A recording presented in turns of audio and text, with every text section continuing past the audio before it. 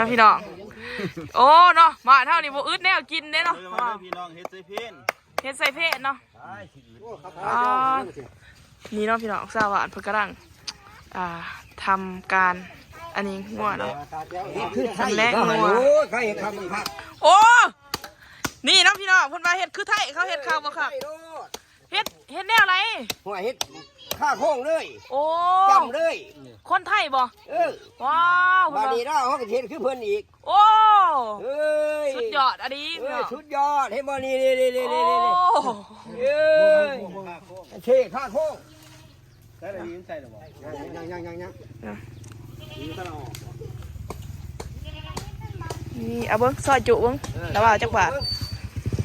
โอ้ยสีซอยให้เอาเบิ้งใช้เคียงมาถ่ายอู้จันซอ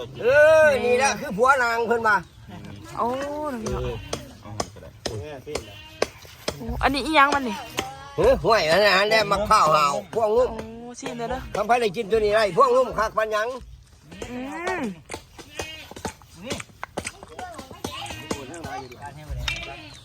มาใส่บีมันใส่หรอบ่ยังกำลังนี่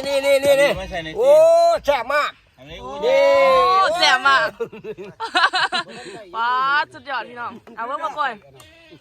มากินพวงนุ่มพี่น้องโอ้พวงนุ่มสุดยอดว้าถูกอันนี้ก็คือพวงนุ่มแบบว่าผู้ใดดำหน้าไม่เมื่อยแล้วพี่น้องเพิ่นเอางัวมาเฮ็ดก็มาซื้อเอาเนาะนี่เอาเบิ้งมาแหละเบาดังนุ่มนี่บ่ดักเท้าเดือดนุ่มเด้อพี่น้องเด้ออ๋อนี่เนาะเอาเบิ้งมาแหละจัดการเบิ้งเอาเบิ้งแล้ว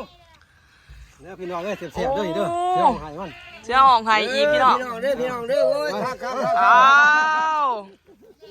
นี่จอย อันนี้คือเสียจอยเลยทิมขาดนะจอยไม่ต้องการพี่อันนี้เพิ่นจอยเดี๋ยวประจำคณะไม่ต้องการกับติดต่อเพิ่นได้ไว้ต้องการนะพี่น้องเรื่องงัวเรื่องคุ้ยอะไรเป็นโตบ่ได้มาบ่มาคุยเพราะว่ามีฟ้างัวเพิ่นยังฟ้างัวไว้อยู่ยุคกระต้าอันนี้ดูกระตาโดดเฮ็ดกันกับเฮ็ดน้อยเดียวเนาะเฮ็ด30 คนเนาะเนี่ยมันเท่าออกพี่ไม่ใช่หมอพี่เอาว่าพี่จูนี่เอาไว้นั่งพุ่นนะบอกเอามาพุ่นน้ำเอาเป็นขั้นตอนเอาไปนั่งพุ่นเอาไปนั่งไว้ดีเจ้าเอาเป็นขั้นตอนขอยสิเอาหัวมันนำเด้อเอาทั้งเอาหัวแล้วก็เอาปูดนำพี่มึงมีเบิ่งดีป่ะนี่นี่โอ้ซอยจุพี่น้องได้เลยคุยเห็นในกระตาก็เล่ากันในนี่นะในกระตาโกกระตาพี่กระตาคนมาเอาร้ายแล้ววะนี่คนมาเอาร้ายแล้ววะนี่แล้ววะบอกเขาร้ายแล้ววะคือพอถ่ายลงเฟซกำลังมาอ๋อนี่ครับ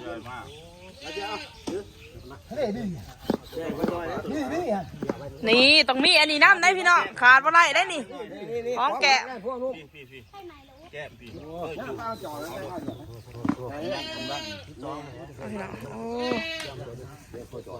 นี่โอ้เนื้อล้วนๆเนาะนี่คือขาโขงเลย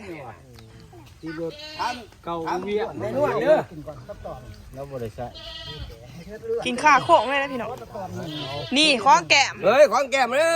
อดาวขาวเนาะยกขาโค้งโอ้ขาบ่ไรได้นี่แหละพี่น้องเราข้าวเมืองโค้งลำบงสารวันเนาะเพราะว่าข้าเอาตัวนี้กับพวกนุ่มพร้อมสั้นสว่างเนี่ยพี่ให้พูดที่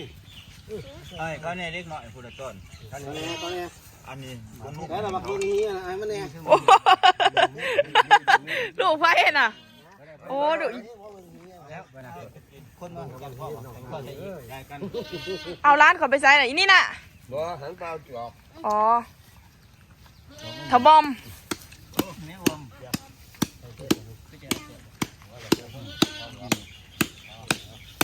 พี่น้อง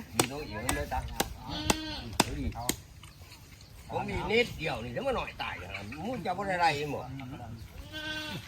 อันนี้น้อยเลยอันเพียได้แล้ว แล้วมันเป็นแบบจังมันมีรอยอยู่ เห็นมันคือถูกว่าเถอะมันง่ายว่ะ กับโซ่จะได้ยึด กระดูกก้อนอยู่เบื้องนั้น วันนี้ก้อน ตัดตัดเจ็บเอามันที่ตัดเจ็บ ซอยจุพี่น้อง เอาเจ้ายันให้ สุดยอด ถ่ายไว้เอามาเตาบาน เอาเลยตับบานเอาเฮ้ยคุณมาหารกินนะ กินในที่เอสซีกันดี บ่คุณมาหาร ก็สิบให้เงินได้ไปกิน นี่เนาะ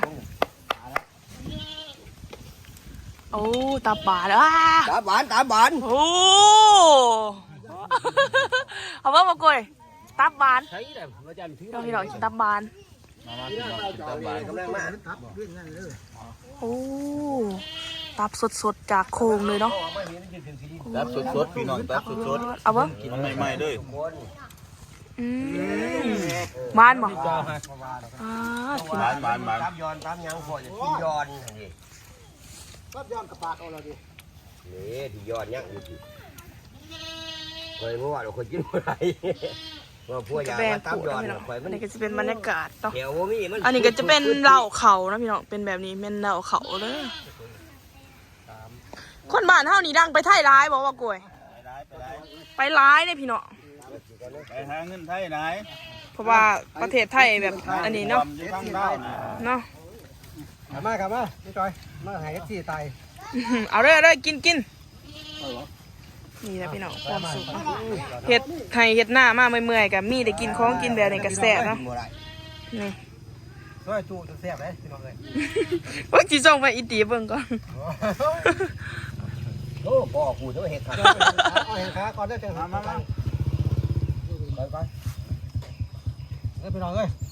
มาซอยจุแล้วก็มีกับ มาเข้ามานั่งนี่แก้มก่อน เขาเอิญบักอีหยังเนาะ ยังไงยังที่ยายพูด โอ้ โอ้ยสุดยอดเลย ชุดยอดวะนี่ชุดยอด ขนาดเนาะ ตายเอาไว้ โอ้ แซ่บ อ้า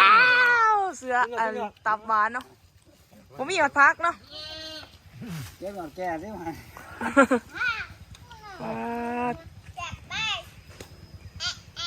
ครับผมมีเอาเมื่อเช้าไหม มาให้ถ่าย เอาเลยกลางห้วยหมูเอาอะไรน้ำยังถึงหรือเปล่า ตัวตักแก้วตัวนั่นสิ แล้วกากยังถึงหรือเปล่าน่ะ ใส่ตัว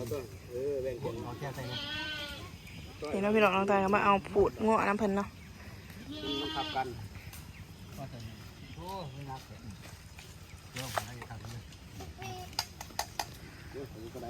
มีแล้วเขาบอกกินนะคุณนั่นเอามาพี่กินหรอกินบ่ดิ โอ้ยคอยบอกขึ้นดอกง่าย เราให้เราแล้ว มาเป็นอย่างนั้นเอาเราเลย เฮ็ดน้ำมาได้ อ๋อโถ ขึ้นไปลง เวิร์กไปสิเอา ไปสวยเนี่ย บ้านเพิ่นเลยขึ้นมาลงแม่งอะไร ถ้ามักจังหวะอะไร เว้นแต่พอทมัดจะขึ้นมาอยู่เลยกัดกว่า ปิงงั้น โอ้ยยังอยู่ นี่ก็คือขี่เราประจำหมู่บ้าน กัดพวกมันโดด โอ้เฮ็ดจังซี่บ่มีน้ำนี่ จำมือ สุดยอดพี่น้องอย่างนี้เนาะ ทมัดอยู่หิ้งชิว อ่ะก็ขอบคุณหลายๆเด้อที่เข้ามาเบิ่งคลิปพอกันใหม่คลิปหน้าพี่น้องฝากกดไลค์กดแชร์กดติดตามเพื่อเป็นกำลังใจให้น้องตายเด้อนี่คือการเพิ่นเอาหัวมาเฮ็ดผูเนาะพี่น้องแบบผู้ใดอยากได้ของกินก็มาเอาเด้อแบบสดๆเลยเนาะพอกันใหม่คลิปหน้าเด้อบ๊ายบาย